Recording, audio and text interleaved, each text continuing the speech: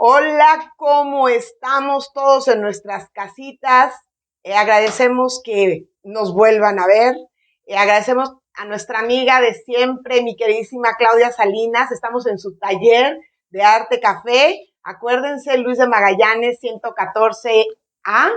Aquí en el taller ustedes pueden venir a exponer si tienen obra o si quieren pintar y ya son pintores, pueden venir a pasar un rato relajados, contentos, en armonía, con gente que comparte sus propios intereses con ustedes. Y bueno, la invitación está más que entregada a toda la gente que nos está viendo. Este es un foro abierto y así lo entendemos. Hemos recibido siempre la invitación de mi querida Claudia Salinas y por eso hemos invitado a una persona que quiero mucho. Me parece que está en el lugar correcto porque creo que al final los ciudadanos tenemos una herramienta enorme para poder vivir y para poder trabajar por lo que nos interesa y por lo que debería ser un interés común y social, que es las redes que formamos, redes de interés. Entonces yo creo que aquí Claudia Salinas y mi queridísima Libertad Lara van a hacer match inmediatamente porque todos estamos para servicio de todos. Entonces les voy a presentar a mi querida Libertad. Ella va a tener oportunidad de presentarse también. Ella es una psicoterapeuta que me llamó mucho la atención. Yo la conocí en el Parlamento de las Mujeres el año pasado en el Congreso del Estado, que es una forma de participación de la sociedad civil, en donde ambas participamos. Y cuando yo escuché el tema que traía, la verdad es que la escuché con el corazón. De verdad, sentí, inmediatamente llegué, la felicité y sentía como las lágrimas que querían brotar de mis ojos, porque ella también, cuando presentó su tema, hasta se te dobló la voz.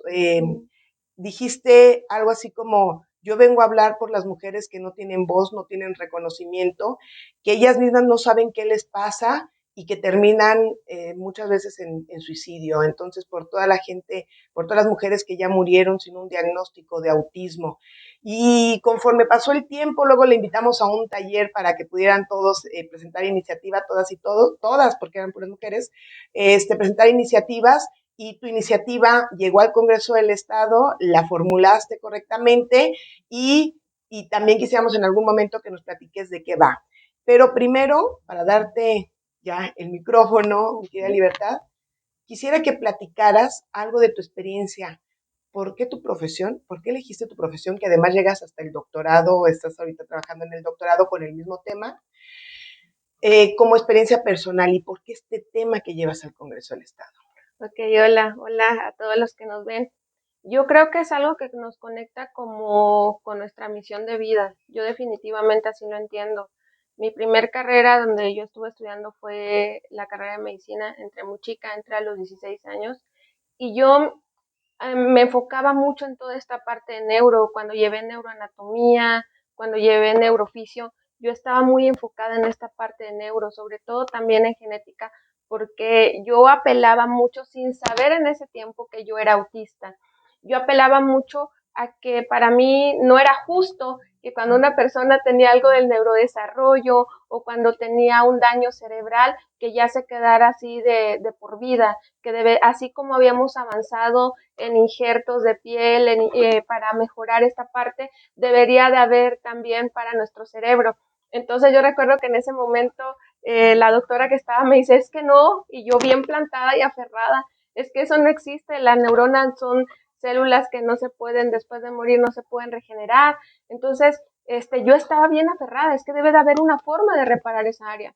Entonces, después, tiempo después, avanzando en la carrera de medicina, ya en los últimos años, ya cuando empiezo a ir a guardias, me convulsiono, me da una convulsión muy fea, empecé con crisis de ausencia y tuve que ¿Cómo son las bajarme crisis de de ausencia? barco. O sea, yo, nada, de repente estaba yo en un lugar y con los ojos abiertos, comentaban mucho de los doctores que pues eran mis maestros en ese tiempo, incluso una química que me daba bioquímica, que dice que nada más de repente me hablaban y dice que era como si yo estuviera en otro mundo.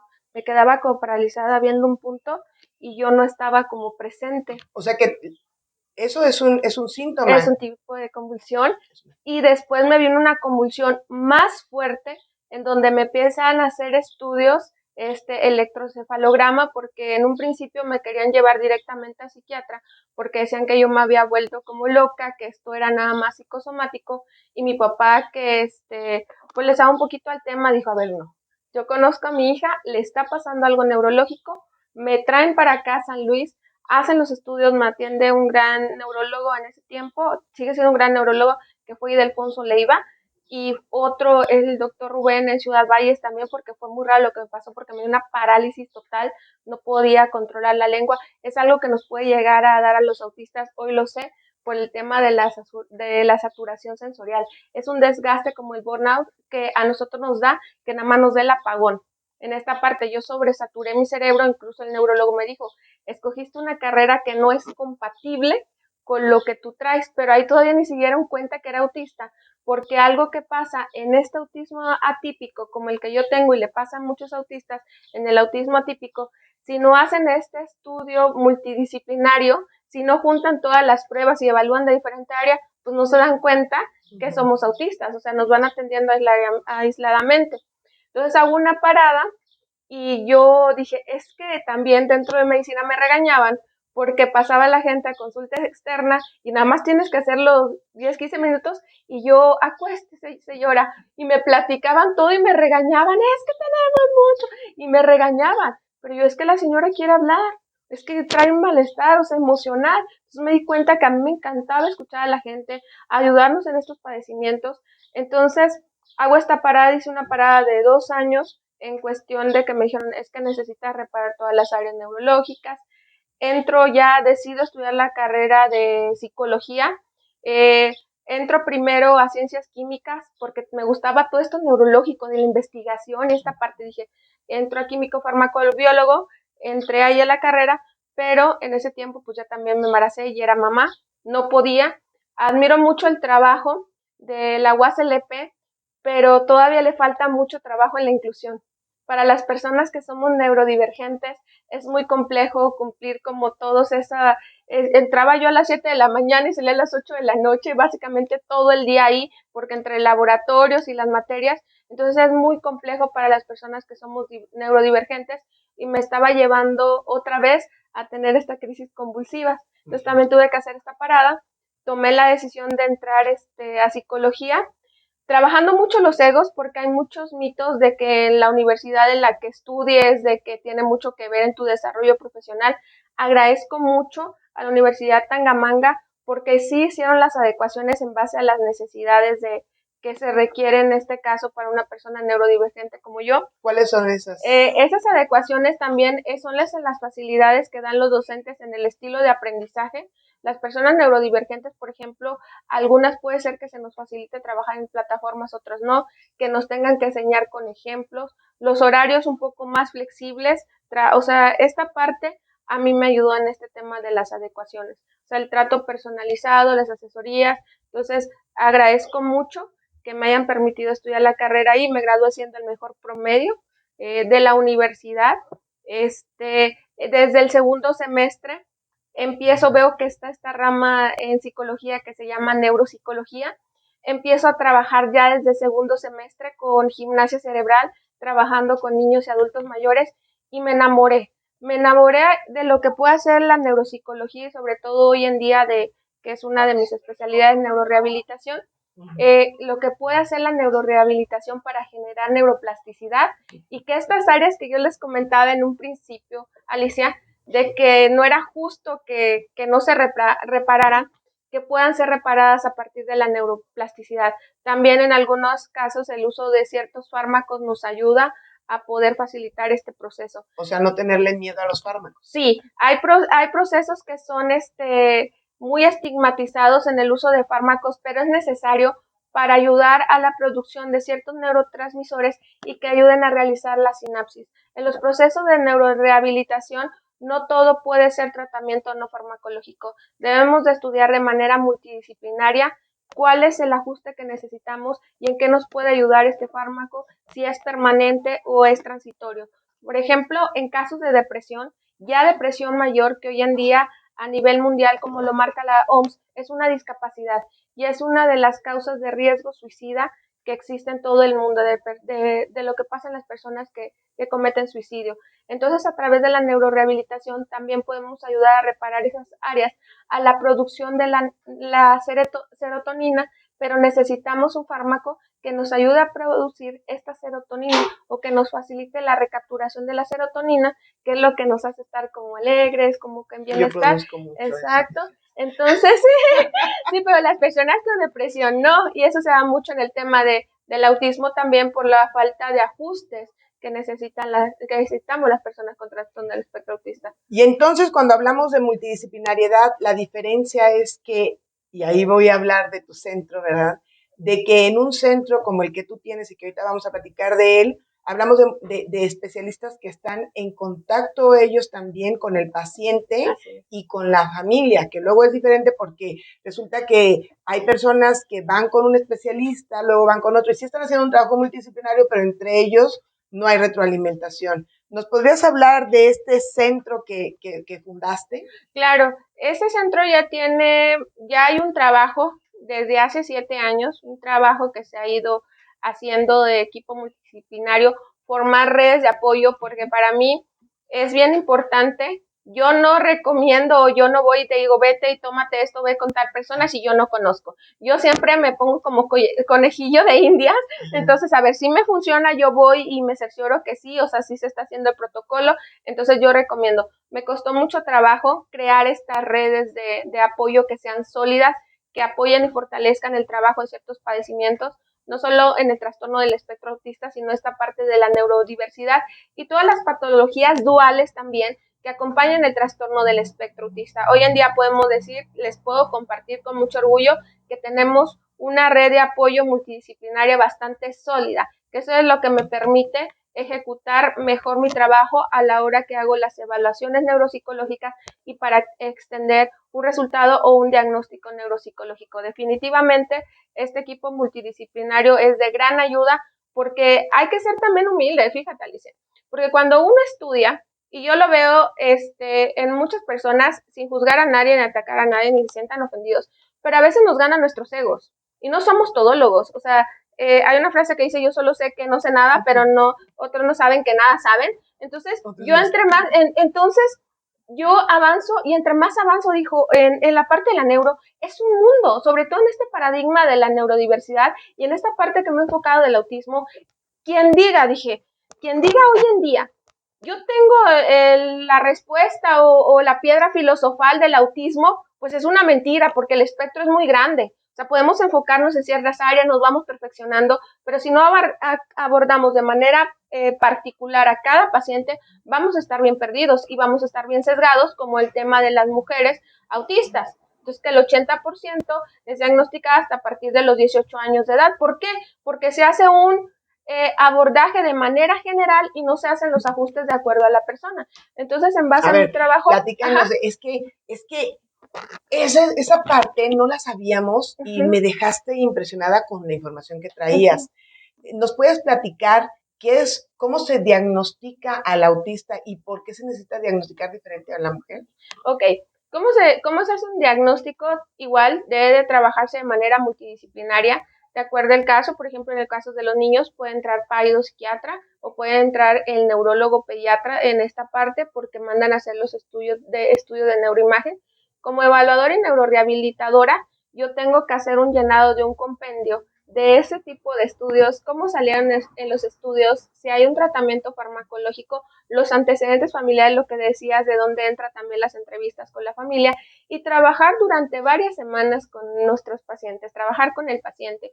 A veces los papás entiendo que están desesperados porque quieren un diagnóstico, incluso muchas instituciones, sobre todo del sector educativo, quieren que en una semana entreguen ya el diagnóstico. Yo creo, y no los juzgo, que a lo mejor no saben un poquito cómo se realiza este proceso, pero son procesos que llevan semanas. Quien les diga que en una hora o en una sesión les va a entregar resultados es una mentira, porque nosotros tenemos que ir observando al paciente en diferentes etapas para poder arrojar un producto. Y este tema está muy relacionado con el diagnóstico de mujeres, porque donde se refleja, donde existe muchísimo más este sesgo es en la parte de comportamiento. La mujer autista, si vamos y abrimos un cerebro de una mujer autista y de un hombre autista, anatómicamente son iguales. Pero funcionalmente, y está comprobado desde hace mucho tiempo, que el cerebro de la mujer procesa o funciona de forma diferente al hombre. Okay. Incluso por eso dicen que las mujeres podemos hacer dos cosas al mismo tiempo y los varones no. La mujer tiene mayor facilidad de generar plasticidad cerebral, o sea que nos ayuda a desarrollar diferentes habilidades.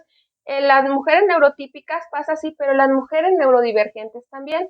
Entonces la mujer neurodivergente, si al momento de hacer este diagnóstico no se observa minuciosamente este comportamiento en donde entran sesgos culturales, en que cosas se normalizan de las mujeres, ese es un sesgo muy grande que habla de perspectiva de género y derechos humanos, más adelante les voy a comentar, pero también nos está obstaculizando las buenas prácticas con las mujeres autistas. Entonces, nosotros debemos de observar los comportamientos de la mujer autista. ¿Quieres decir que la mujer no se da cuenta que algo no está normal en ella, aunque no es normal porque culturalmente estamos acostumbrados, por ejemplo, a callar o a comportarnos de cierta manera y entonces no decimos lo que sentimos? Así es. Si vemos una niña autista, y si vemos una niña autista y pues sentadita, que no habla, que le llamamos también mutismo selectivo por la saturación sensorial o que se queda callada o agacha la mirada por la dificultad del contacto visual y que la sutileza que a veces agachamos la mirada, decimos es que porque es tímida, porque las mujeres son tímidas y las mujeres son sumisas.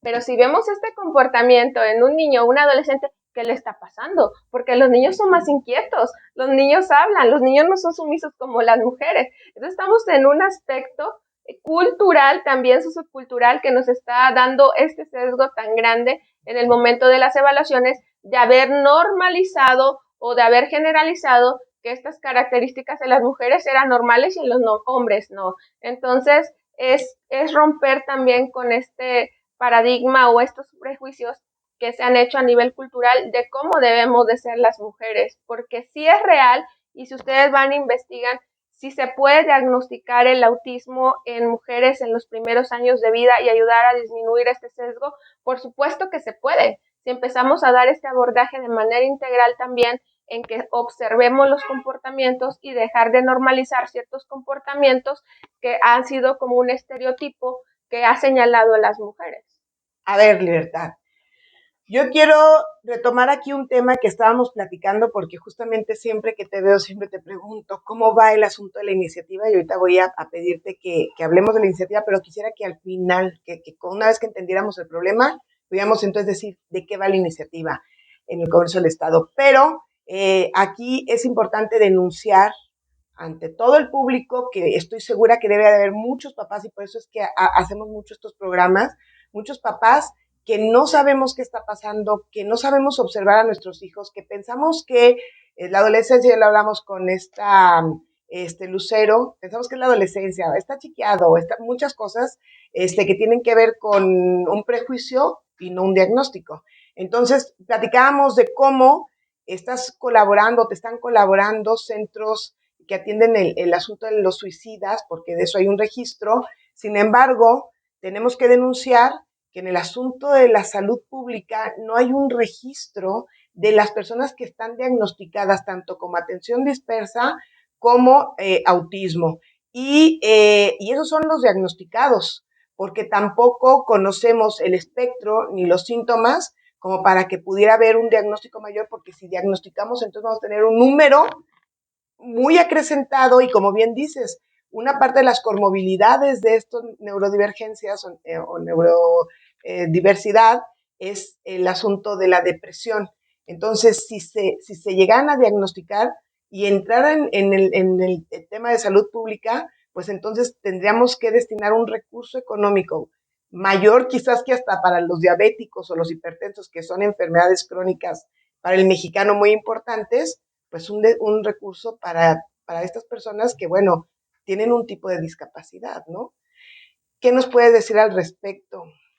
Hay muchas enfermedades que se han hecho particularmente, incluso de lo que me comentabas, de los varones. Anteriormente, ahorita yo he estado estudiando mucho porque estoy trabajando en mi tesis de doctorado fuertemente, y una de los topes o barreras que nos encontramos, o me encontré más bien, fue que no hay estadísticas.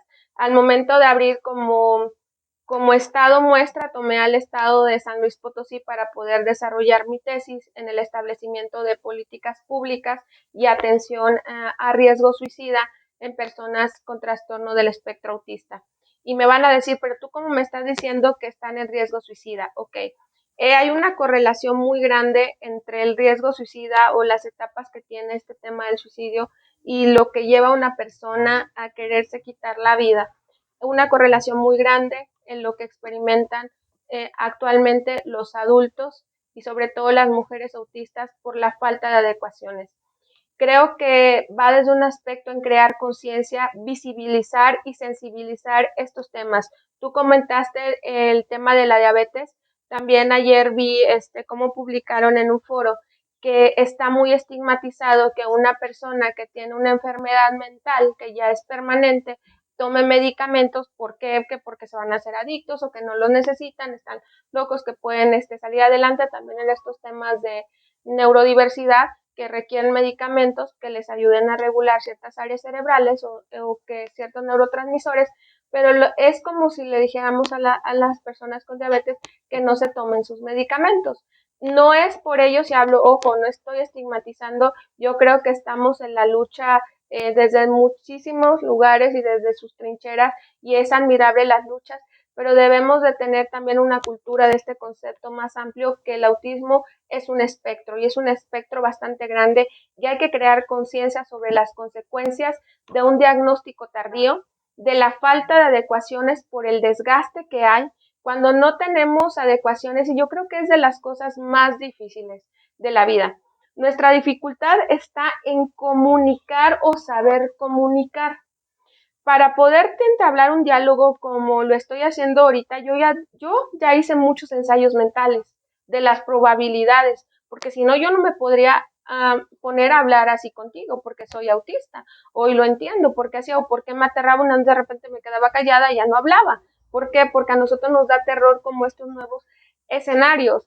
Entonces, no existen estos ajustes, y no existen también porque otra de las barreras son las mismas familias, son las escuelas, en creer que es un pretexto, son berrinches. Otro de los topes que estamos teniendo son los certificados de discapacidad, porque nos ven caminando. El autismo es una discapacidad que nos hace ser vulnerables. No hablo del capacitismo, es una discapacidad dinámica, y yo creo que es de las cosas más complejas, que la gente nos ve caminando y no sabe lo que está pasando dentro de nosotros, o el esfuerzo tan grande que hacemos para salir diariamente a dar la cara al mundo, que también nos lleva a caer en cama, nos lleva al aislamiento, nos lleva a las crisis. Hace unas semanas estuve en unas conferencias y les dije, ¿saben lo que puede ocasionar o lo que puede pasar cuando un autista tiene una crisis? Y me pelaban los ojos. Puede dar un derrame cerebral, puede dar un infarto, puede dar una convulsión, puede dar una parálisis, porque es un desgaste tan fuerte cuando sufrimos una crisis sensorial. Hace poco yo tuve también una crisis muy fuerte, como hace 2 meses, bastante fuerte sobre este tema de desgaste sensorial, en que no sabía qué me estaba pasando porque ya no podía disminuir. No es que lo bloquee por completo, pero es en mi grado, que es grado 1, es como si pudiera bajar el volumen de los estímulos. Entonces yo no sabía ya y sentía que mi cerebro iba a explotar, porque ya mi cerebro no tenía la capacidad de bajar el volumen o de adecuarse cuando había ruidos o todos los estímulos que hay externos. Me estaba dando una crisis, se me inflamó el cerebelo bastante fuerte. O sea, yo tuve que ir a tratamiento y ya me explicó, es que te saturaste, ya tu cerebro ya no te está cooperando de la forma correcta. Entonces ahí me pudieron atender, pero son muy difíciles las crisis. Tenemos aquí público y está emocionada, justamente iba a tocar un tema que estoy segura que aquí mi querida Claudia dice, tócalo, tócalo. El tema de los medicamentos, el tema del desabasto, el tema del desinterés total que muestra el gobierno federal. Perdón, es que lo tenemos que decir, tratamos de que eso no sea así, pero pero yo sé que aquí Claudia va a decir sí, dilo, porque la gente que pasamos por nuestros hijos o por nosotros mismos y sufrimos este tipo de temas, y digo lo sufrimos porque en lugar de decir podemos afrontarlo, es que es un desgaste emocional, pero también es un gasto enorme de recurso económico. Entonces, entiendo que el gobierno todavía entra como en el esquema de salud pública, sin embargo, no tiene el abasto o hay desabasto, por lo menos ahorita en San Luis Potosí, para las personas que están diagnosticadas y que cuentan con estos certificados para que puedan recibir su medicación, tanto de atención dispersa como de autismo. Es que va desde los certificados, Alicia, no se los están dando a grado 1 y yo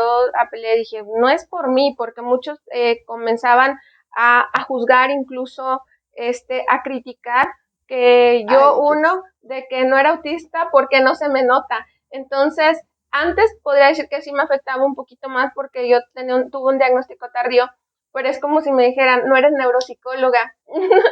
O sea, ahí está la muestra. Yo estudié neuropsicología, actualmente ya estoy en el último año de mi doctorado, pero es como yo pues tuve este diagnóstico tardío, pues no se me nota, pero eso no va a cambiar el hecho de que no sea autista. Así como muchos autistas no se nos nota, pero pues no va a cambiar el hecho de que no seamos autistas y que requiramos estas adecuaciones. Comienza sobre los certificados de discapacidad. No hay, revisé la ley federal, revisé la ley estatal, no hay un apartado que diga que a partir de grado 2 o grado 3 les van a extender su certificado de discapacidad. Y no es que queramos, como muchos estigmatizan, que el gobierno nos mantenga o nos atienda todo el tiempo. No, pero es una condición permanente, no es una enfermedad. Nacimos autistas, crecemos adultos mayores autistas, que llegamos a utilizar fármacos o adecuaciones o ir a terapias o consultas y no se tiene, digamos, como el apoyo económico o fármacos. Entonces, comenzamos desde ahí y yo les comentaba, como a ojo de quién o en base a los criterios de quién, cuando llevan un diagnóstico, porque no van y se paran y dicen, quiero mi certificado de discapacidad, porque sí, o sea, llevan sus diagnósticos, llevan sus estudios, se forman 1000 horas incluso con los chiquitos y bueno fuera que les dieran el certificado. No, porque es funcional. Muchas mamás con el corazón desgarrado actualmente que tenemos esta comunidad autista, esta asociación civil, esta parte se acercan y me dicen, es que, y con la impotencia de decirle, porque me dijo que viniera hasta que mi hijo ya se le escurriera básicamente el lavabo, no pudiera caminar.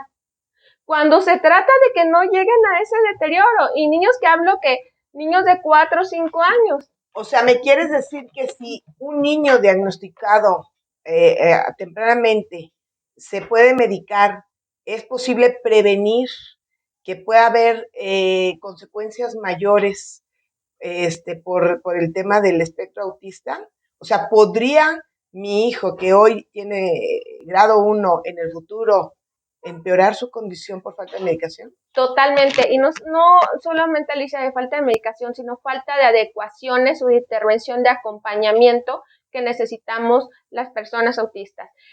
Así como grado 3, que tienen la intervención temprana, pueden disminuir sus síntomas o sus signos y pasar a ser grado 2 y ser más funcional o ser más autónomo, por decirlo, o alto funcionamiento. Esta parte también a los autistas grado 1 que no tienen las adecuaciones y con mucho dolor del mundo, porque se les ponen patologías duales como ansiedad, como la depresión mayor, y es bien triste recibir a los adultos y que ya decirles, pues es que comenzaste como un grado 1, pero ahorita ya tienes grado 2, ya estás deteriorado, pues ya no quieren salir, tienen muchísimo selectivo, la dificultad incluso para los alimentos, que ya se les va el hambre, o tienen mucha hambre. Entonces, esta parte nos va, ¿y qué pasó? Y es triste para mí sobre todo, y a veces me siento impotente y lo trabajo mucho, lo trabajo en terapia y trabajo mucho con mis emociones, porque me da impotencia y frustración de que algo que se pudo haber prevenido,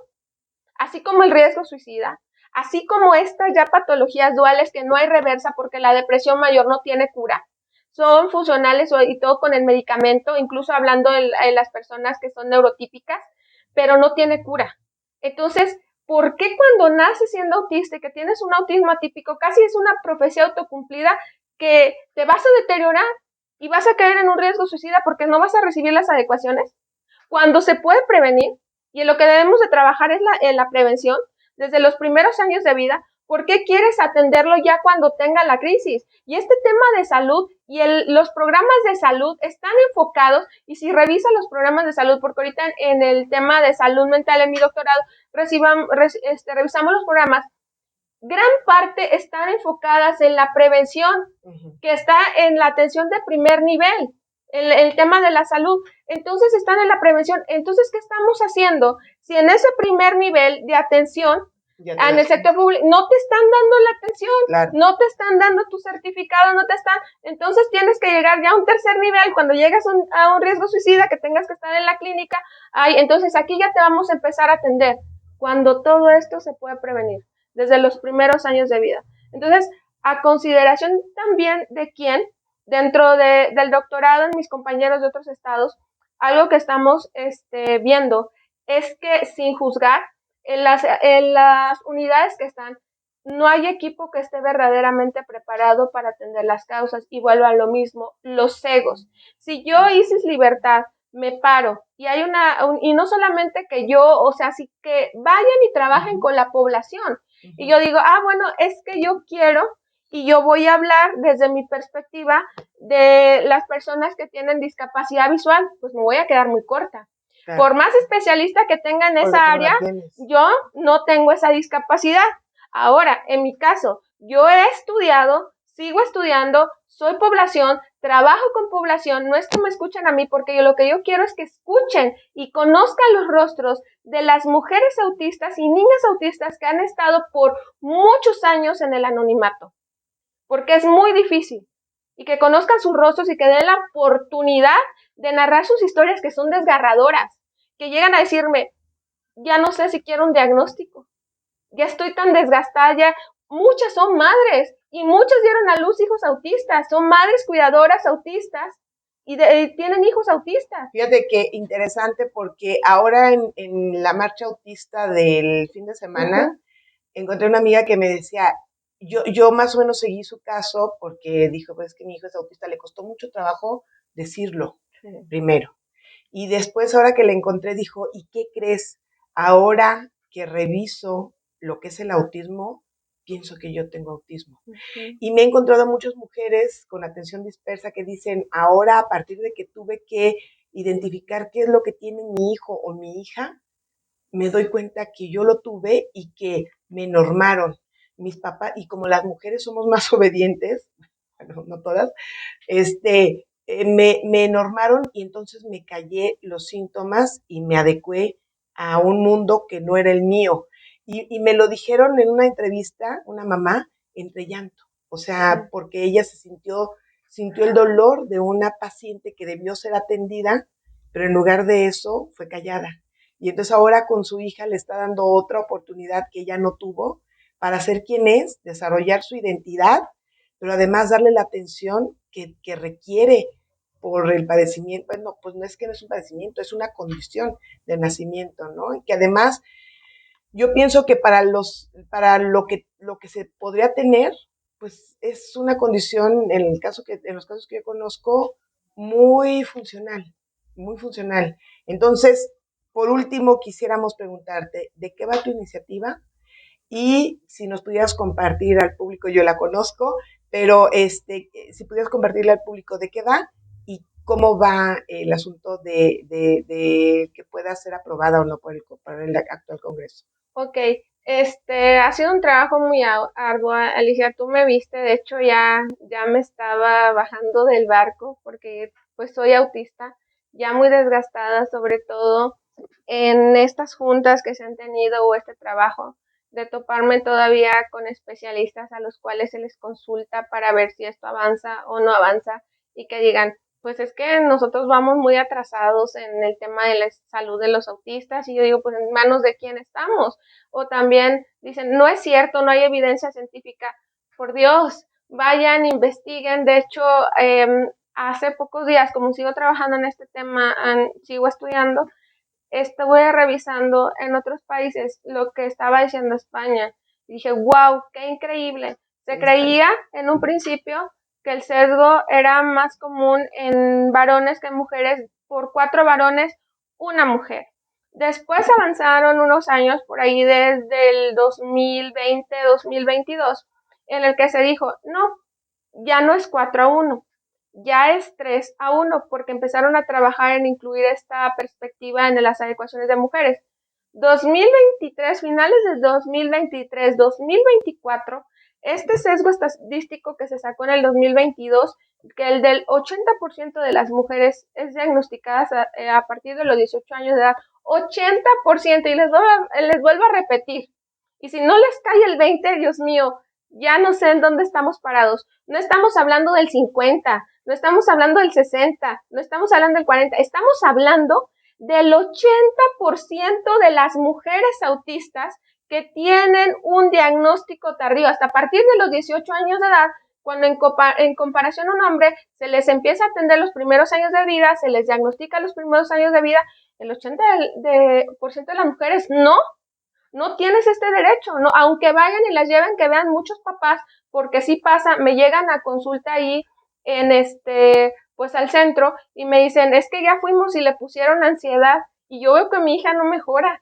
y yo veo que sigue con esto y le dan crisis y no sé qué les pasa. Por ahí nos hicieron una entrevista y estaba el testimonio de una niña que para mí fue desgarrador, porque ella comentó que algo que le ayudó, tiene apenas 12 años, apenas hace 2 años tuvo su diagnóstico, pero mucho tiempo la trataron como ansiedad y empezó a deteriorarse, a darles crisis, pero terrible.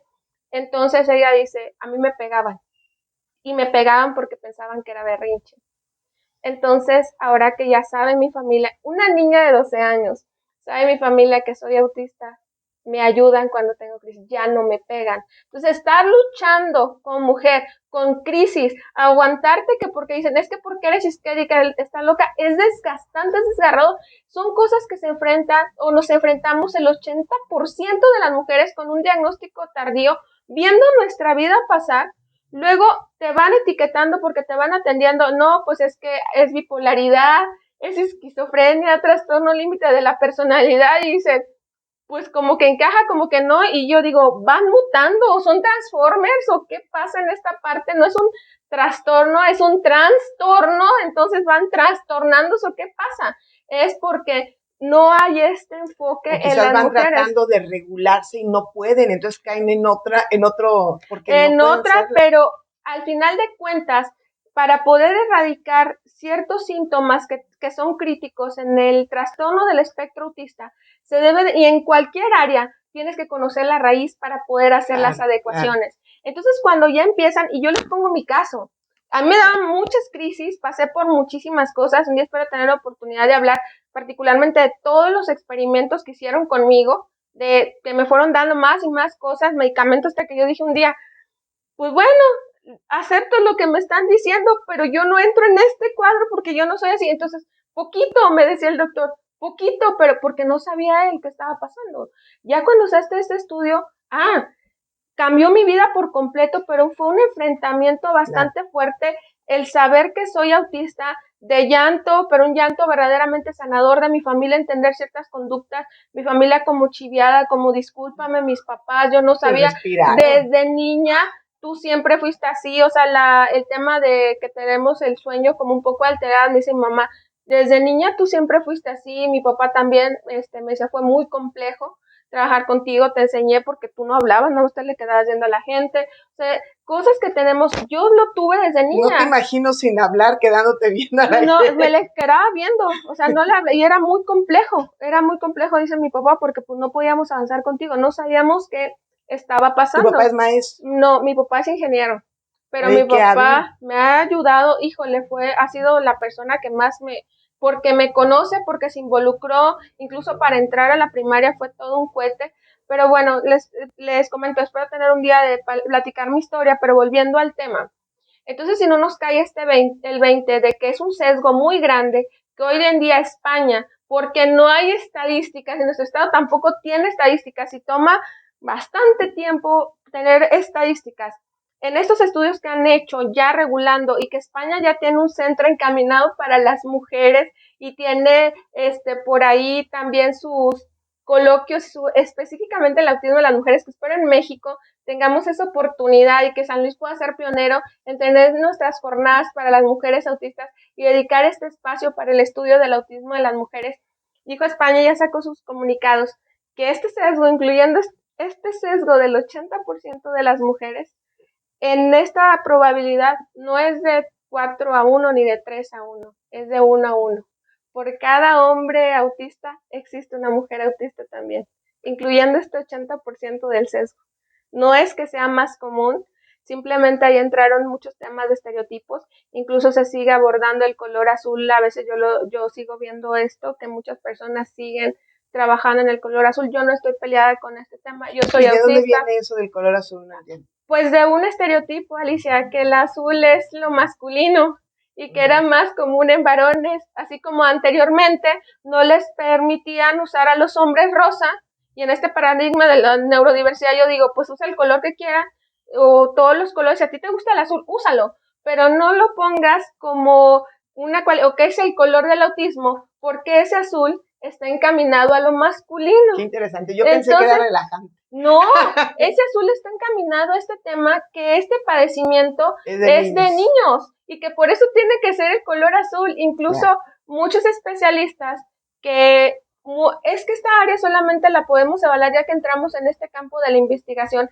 en cómo se estandarizan las pruebas, pero dicen, es que las pruebas se hicieron para todos, no, es mentira que existan estas pruebas que no tengan las adecuaciones para las mujeres, pero me da risa. Hay unos protocolos que son muy comunes para evaluar el tema del autismo. Se hicieron las pruebas en 98 niños, el 98% niños y el 2% niñas. Entonces, ¿en base a quién se estandarizó? En base a los niños, en base a los varones. Entonces, no entramos las mujeres y muchos varones también con autismo atípico que han tenido la capacidad de generar esta plasticidad. ¿A qué comisión del Congreso del Estado entra tu iniciativa? Ahorita la comisión que yo me estoy enfocando es en derechos humanos, pero entra en salud y perspectiva de género. Me estoy enfocando mucho en esta área de derechos humanos porque falta mucho avance en el tema de salud, es muy necesario, pero logrando este tema de perspectiva de género, en validar los derechos humanos que ya se han venido trabajando, incluso muchas leyes ya lo incluyen en base a los derechos humanos, el abordaje con perspectiva de género, es regular esta perspectiva de género en las mujeres. Me dicen, oye, Libertad, es que a veces no entendemos los conceptos. Pero realmente sí es de la Comisión de Salud, ¿no? Digo, todo lo que has estado diciendo sí, es parte de la Comisión de Salud, pero si no empezamos a trabajar desde derechos humanos, de la perspectiva de género, exacto, va a ser muy difícil que avancemos en salud, porque podemos empezar por salud haciendo los protocolos, pero pues vamos a caer como en lo mismo. Y falta mucho que los especialistas en salud... Es que entiendo, la perspectiva de género es transversal, o sea, tendría que ser todo, o sea, tendríamos que llevarnos con eso, tendría que ser carro lleno, porque yo estoy pensando, imagínate un niño, y no tenemos que imaginar mucho, que tiene un proceso de aprendizaje diferente, y las escuelas no están preparadas para recibirlo, oye, entonces no tiene cabida, y más cuando estás diciendo que es 1-1, pues entonces estamos hablando de una población muy grande, no diagnosticada. Lo decíamos con Lucero, o sea, yo siempre he pensado que la normal del Estado tiene que preparar a sus maestros, no para que diagnostiquen, para que reconozcan y manden a diagnóstico serio. O sea, porque esto, pues, es grave. De hecho, ahorita nos está ayudando mucho, ya traen como este concepto, el gobierno del Estado municipal con el Centro de Autista que abrió, en poder visibilizar en este abordaje también los docentes. El municipio. El municipio. Y dar el abordaje para los docentes, porque yo no los culpo a ellos, pero ya tienen que, hay modelos, pero es como te decía hace rato, dejar atrás nuestros egos y trabajar como principios que aborda la perspectiva de género en el principio de transversalidad, en esta parte de colocar sobre la mesa la problemática dentro de la población, hablando autista, colocar sobre la mesa la problemática en el centro y visibilizar cuál es la problemática. La problemática en este momento son las mujeres autistas dentro de la población autista, con el sesgo que hay del 80% y que en esta población se invierte porque en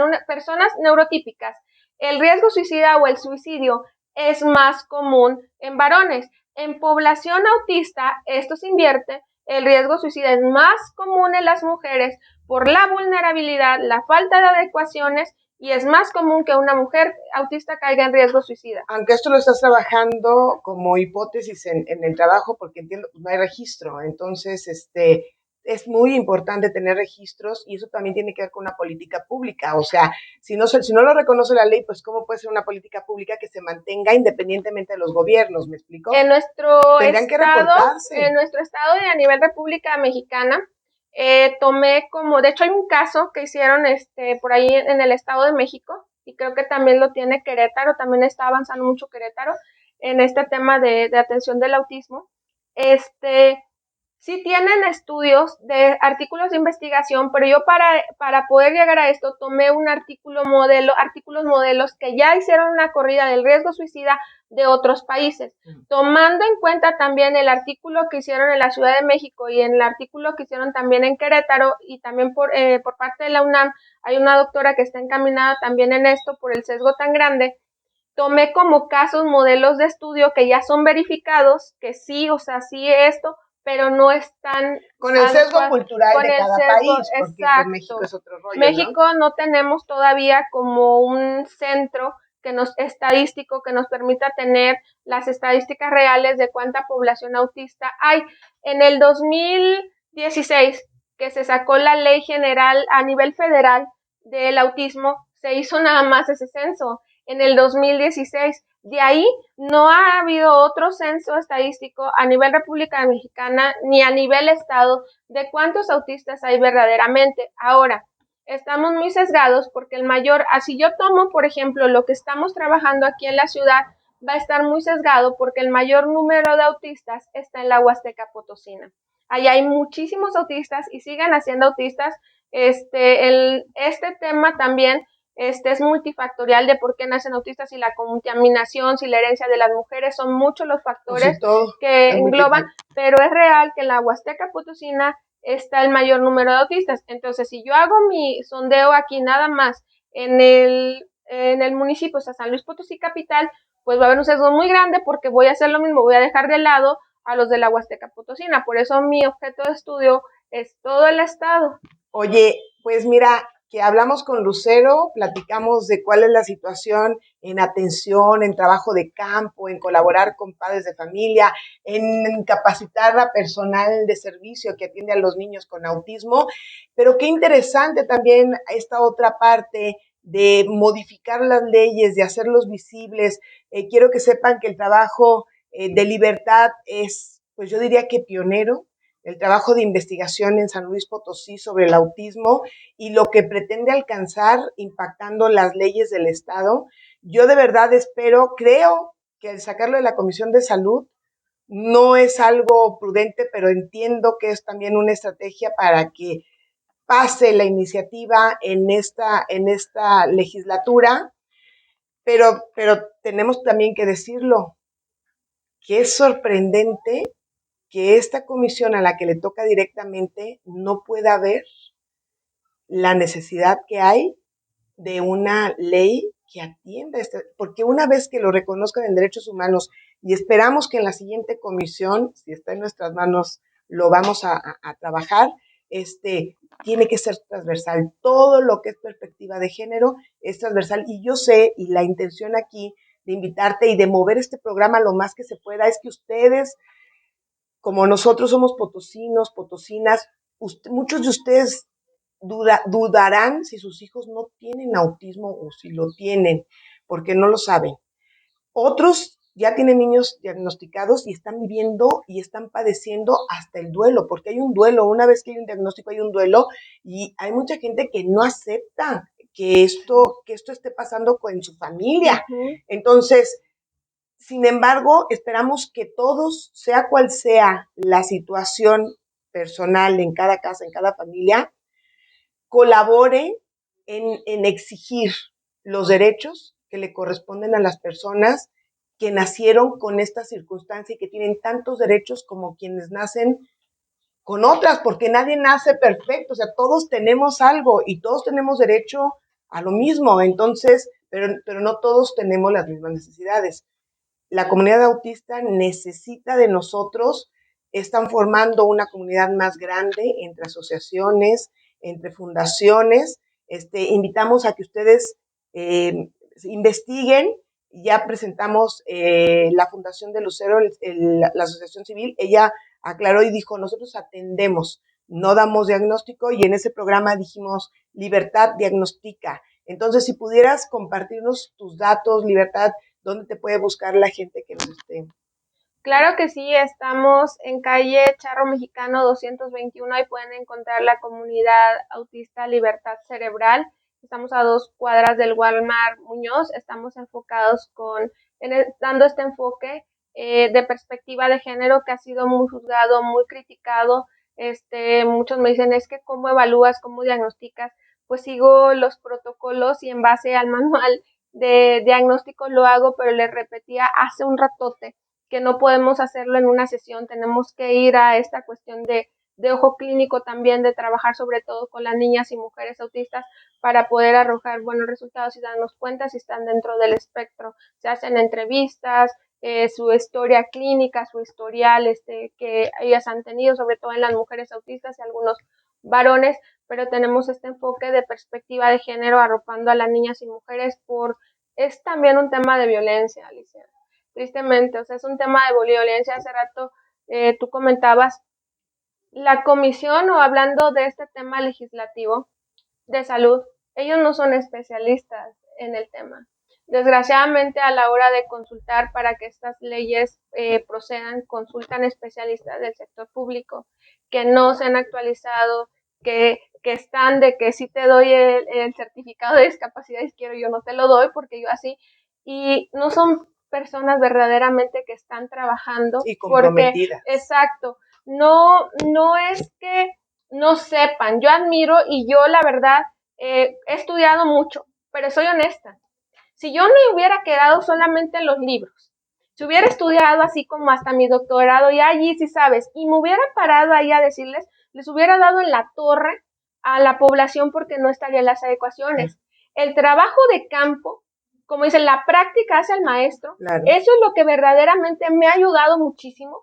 El trabajo de campo, estar en contacto con la población, capacitarme, seguirme capacitando, escucharlo desde los diferentes enfoques, escenarios, derechos humanos, abrirme este campo, porque sí me tuve, y tú estuviste en el taller de armonización legislativa que organizaste, yo no sabía de leyes, y yo tuve que capacitarme y empezar a estudiar sobre derechos humanos, sobre este tema de armonización legislativa para poder desarrollar una iniciativa de ley que fuera correcta. La maestra Ale también me ayudó, pero ha sido todo un trabajo desgastante, horas muy pocas de sueño, o sea, y ha sido un desgaste también, un trabajo.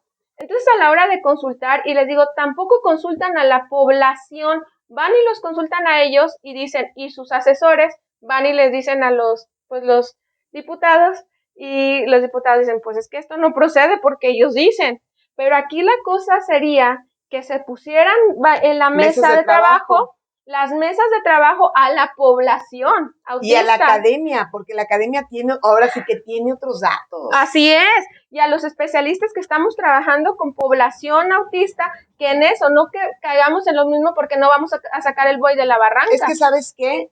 Yo siempre lo he dicho así, y yo sé que va a haber alumnos míos que lo sabrán. Yo siempre he dicho, el teórico le falta la práctica. Y al que hace práctica se vuelve empírico, y hay muchas cosas que se ven pero no son reales. Entonces, si no tienes ambas, pues no llegas a buen fin, o sea, tienes un sesgo, que hemos estado hablando mucho, de visión y de enfoque, ¿no? Pues te agradezco mucho, Libertad. Gracias, la verdad es que sí, desde aquí mandamos un abrazo a Alejandra Orantes, que nos colaboró mucho. Sí. Cuando yo propuse capacitar a todas las parlamentarias era porque había psicólogas, maestras, abogadas, pero no en el tema legislativo, comunicólogos. Y yo dije, si capacitamos, vamos a tener muchas iniciativas que se puedan entregar. Entonces, realmente esta capacitación sirvió también para conocernos, porque no todas las parlamentarias entraron, pero las parlamentarias que entraron hicimos una colectividad de colaboración, conocimos temas que no conocíamos a profundidad, porque en realidad la lucha que tiene cada mujer es una lucha con mucha profundidad. Entonces, celebramos también y desde aquí felicitamos a Beatriz Martínez Monjaraz, que acaban de aprobar su iniciativa de Código Mariposa, que es atender a las mujeres que han perdido pues un hijo pues antes del parto, antes de que llegara a buen fin. Entonces abrazamos también esta causa. Yo tuve una pérdida y mi papá, tratando de hacerme la vida tranquila y que no sufriera tanto, me decía, pues es que es como un dedo, es como perder un dedo. No es eso. Entonces lo que decías, es muy importante la perspectiva de mujeres porque lo sentimos y lo vivimos diferente. Y de verdad, el sentimiento que tienes cuando te toca te hace ser súper empático y entender muchas causas. Quiero decir que también, y tú lo sabes, soy empática con el tema de autismo y atención dispersa. Te agradezco todo lo que haces y todo lo que luchas, y se ve que a veces te gana la emoción y quieres otra vez llorar, porque la verdad la lucha tuya, Libertad, tiene muchos años, tiene mucho trabajo de fondo, está totalmente toda tu vida privada, pública, todo está metido en el tema del autismo. Y quiero decirte que yo siento que gracias a eso, pues eres todavía más funcional porque te obligas siempre. Eres muy exigente contigo misma. Te agradecemos mucho que estés aquí. Gracias, Alicia. No es tarea fácil. A veces ya me ando rajando porque no es fácil, sobre todo por los ataques que uno recibe constantemente, las puertas que te cierran en la cara y todavía no te escuchan lo que les quieres decir.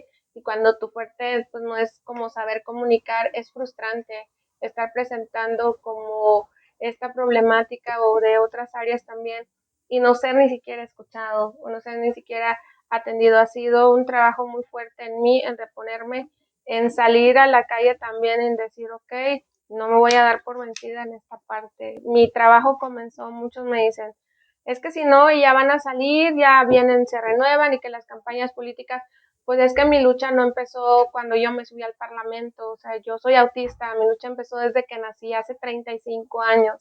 Entonces, mi propósito es que escuchen y conozcan los rostros de las mujeres y las niñas autistas. Pero yo creo que estás más cerca, o sea, el Parlamento es una plataforma y además yo creo que la plataforma también es el que empieza a conocer muchas mujeres que, aunque el autismo no es su lucha, te hacen fuerte con esa lucha. Sí. Y sí, te escuchan, como ustedes, te o sea, me empoderaron, ha sido un trabajo muy padre en apoyarnos desde las trincheras. Estuve en la Ciudad de México y para mí fue muy fuerte en el Congreso de la Unión escuchar y dije, wow, qué increíble, y me motivaron la lucha de las mujeres trans. O sea, la lucha que han tenido ellas y todo lo que han pasado y hasta dónde han llegado, y escuchar a la diputada Salma, que es en esta comunidad trans. Entonces, estar ahí, dije, sí se puede. Son muchos temas. Se puede, sí claro. Se puede. Claro, pues te agradecemos y les agradecemos a ustedes. Todo se puede si ustedes colaboran de manera crítica. ¿Cómo es de manera crítica? Cuestionen todo y hay que hacer conciencia. Sí, totalmente. Muchas gracias. Gracias.